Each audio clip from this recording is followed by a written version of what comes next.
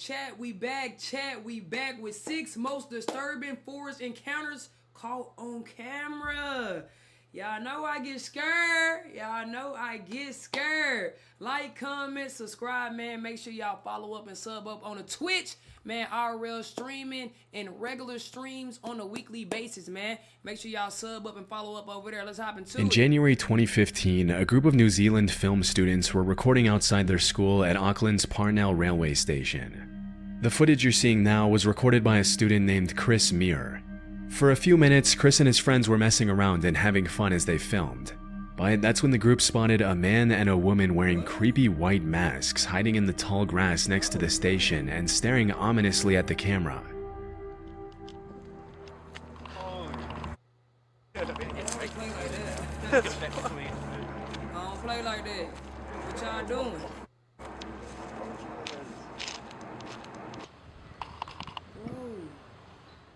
As it was later revealed, Chris and his buddies first thought that the masked people were probably pranksters from the school trying to creep them out, which is why they can be heard laughing throughout the footage. However, the students later confessed that it was more so nervous laughter and that they were actually pretty terrified during the encounter. Disturbingly, looking at the footage, they noticed that the couple appeared to be armed. In some of the clips, it looks like one of them is holding a pistol. She got that pistol on her. Oh no. Alright. Where's the other one? You better get away from her. Where's the other one? I don't play like that. Pete don't play. Hey, don't play like that. As soon as the suspects got a little too close for comfort, the group ran back to the main road, after which they reportedly saw a police chopper approaching the area of the incident.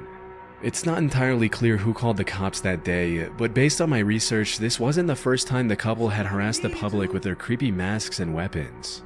Earlier that week, they had terrorized a woman at Auckland's Domain Park, but left before the police were able to arrest them.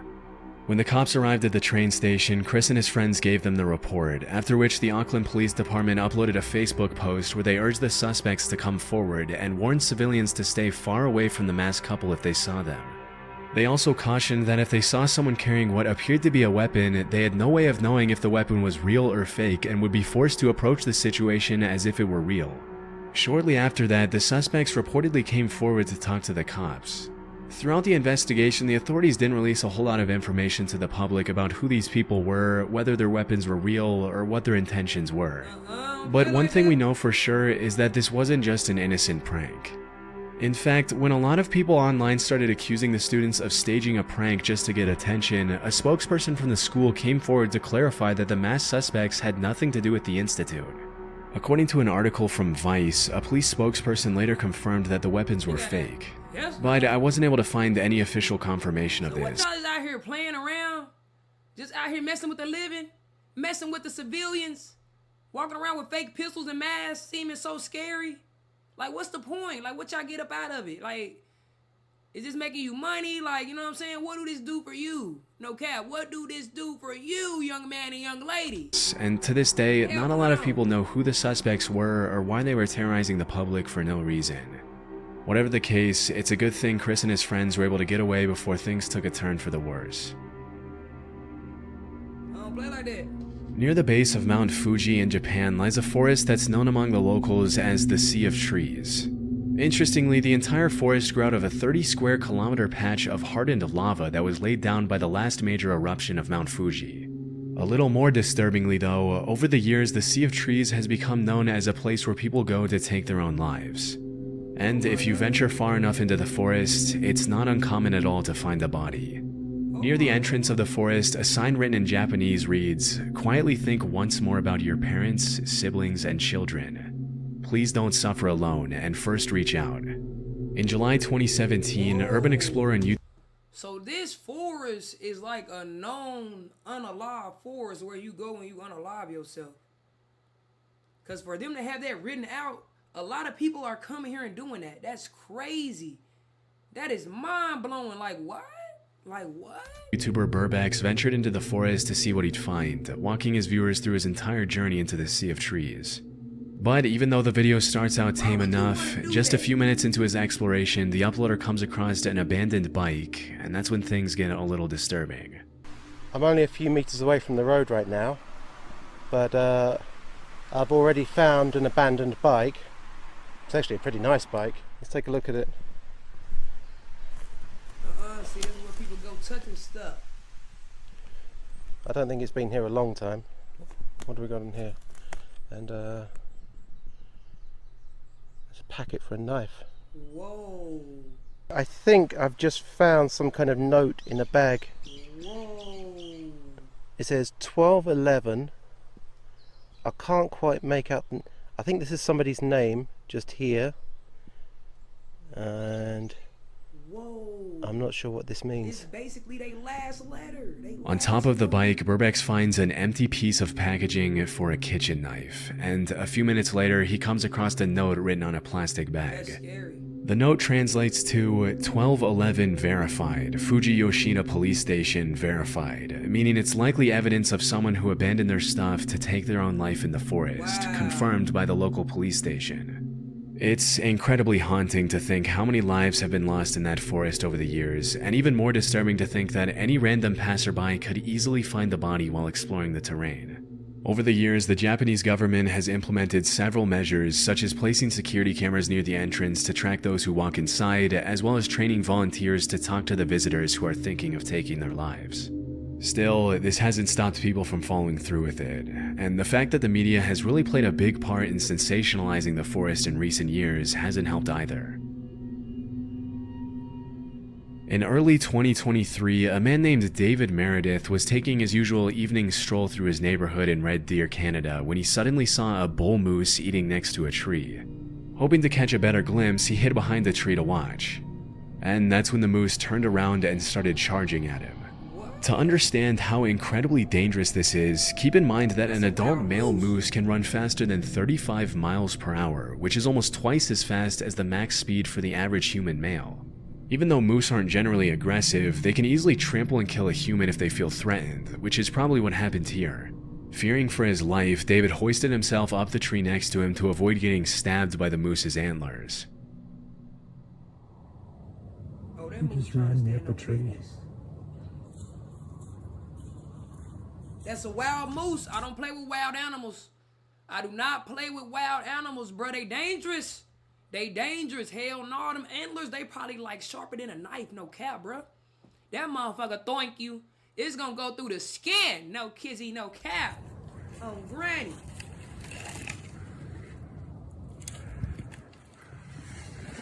Danger.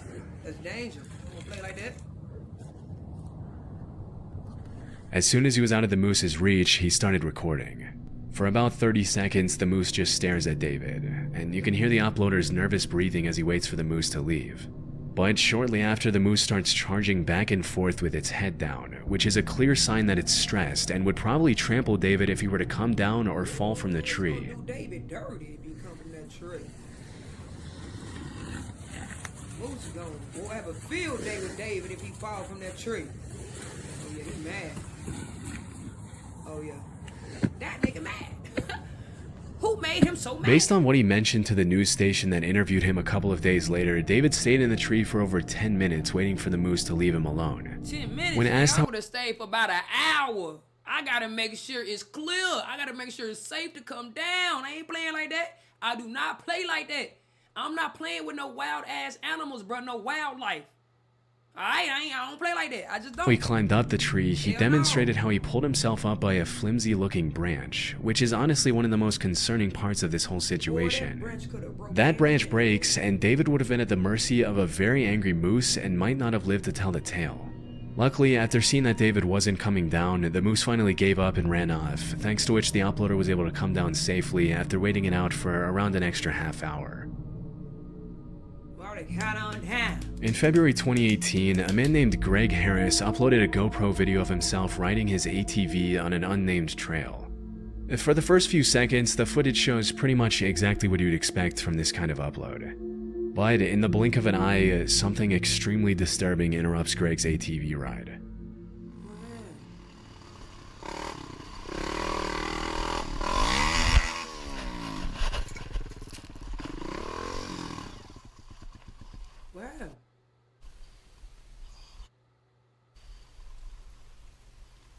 What happened?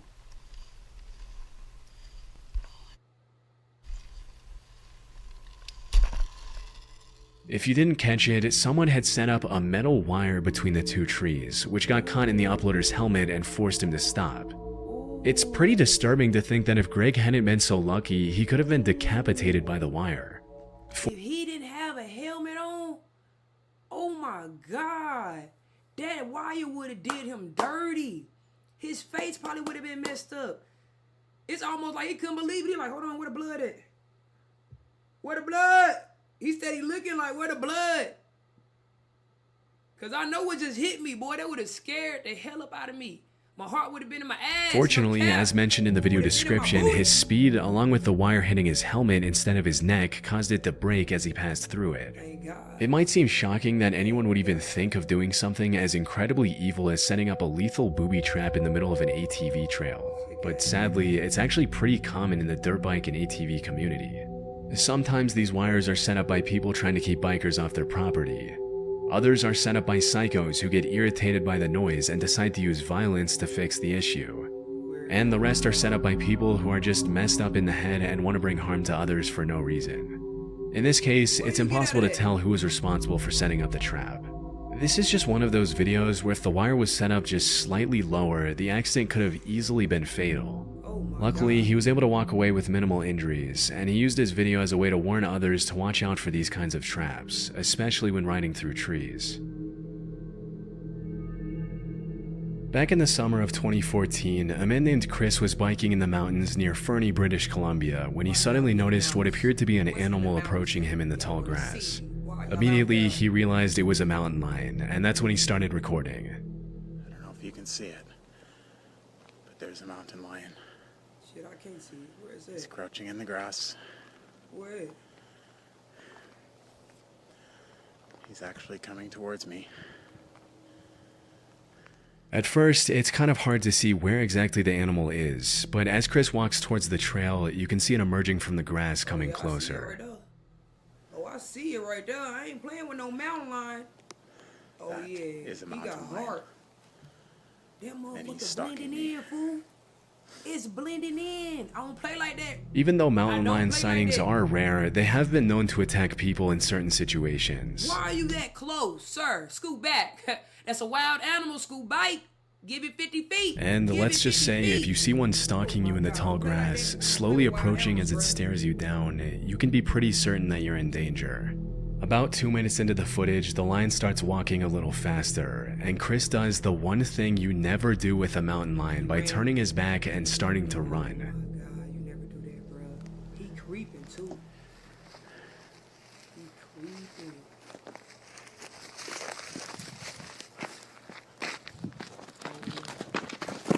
Oh yeah. Oh, he right there. Hey, Mr. Mountain Lion. God.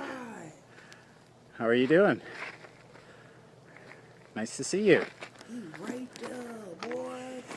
I don't play with wildlife. Nice to that's see why you. don't play with them folks. You don't go out there playing with nature, no folks. Leave them folks I am alone. much bigger than you. Shit, alright. You ain't Over the next stronger, couple of brother. minutes, Chris tries to get the animal to go away, but it only walks around him and continues to stalk him, staring him down in the tall grass near the entrance to the woods. A couple of minutes later, the uploader manages to take a few steps toward the main trail back to his car, but he doesn't get too far before the mountain lion cuts him off again. Bruh, it's on his trail. Stay back. Oh yeah. Stay there. He on his trail. You ain't messing with that mountain lion, brother. I'm not afraid of you. Fortunately, after a few moments of tension, the mountain lion turns around and disappears into the trees. Being in a position like that has to be downright terrifying, especially when you consider that the only reason the lion didn't attack was because it didn't want to. And had it felt more threatened, it easily could have done some serious damage. Boy, some crazy. Thankfully, it was just a close call and Chris was able to walk away from the terrifying Thank encounter God. unharmed. Oh my God, y'all be In March doing this. 2019, a 5-year-old girl from Fairlawn, New Jersey was playing with her friends near a creek in a wooded area behind their home right off Route 208. This was an area the family knew very well, as they'd been living there for 13 years, and the girl's father, Dave Carota, and his wife felt completely safe letting their kid play in the woods behind their house. But at some point, I'm not letting my kid play in no woods. I don't care if it's on the side of my house, behind my house, in front of my house. I'm not letting my kids play in the damn woods. Hell no. So they get lost, so they get bit by something, attacked by something. Hell no, no to the no. During that particular afternoon, the girl came across a pile of clothing in the woods, after which she immediately ran back to tell her dad what she had found. Strangely, the clothes appeared to have been cut off a person's body, and there were suspicious red stains all over the tattered, shredded outfit. After confirming the bundle consisted only of women's clothing, Dave called the Bergen County Sheriff's Office and reported the incident, feeling like it was just too out of the ordinary for a random pile of cut-up clothes to appear near the entrance of the woods so close to his home. Even though this was the first time their daughter saw the clothes, it appeared they had been in the woods for several months, which explains some of the excessive wear and tear, but not the suspicious cuts and stains all over the outfit. Immediately, Fairlawn police started asking the public if they could identify the clothes, hoping that it was just a prank rather than something more sinister. Unfortunately, nobody came forward, and until the clothes can be linked to some sort of crime or to a victim, they can't be accepted for testing by the police department. To this day, the cops from the Fairlawn Police Department haven't been able to match the clothing to anyone in particular. And at this point, all we can do is hope that whoever those clothes belonged to did not come to the harrowing fate that the dark reddish stains imply. Oh my God, it's getting scary. I'm glad it ended. It was getting scary. It was getting creepy. All right, man, let's stay out of the woods. Let's stay away from the woods and let's stay away from wild animals. I think that's what we all learned today, all right? All right, man. Make sure y'all sub up and follow to the Twitchiana. I'm about this thing, gang.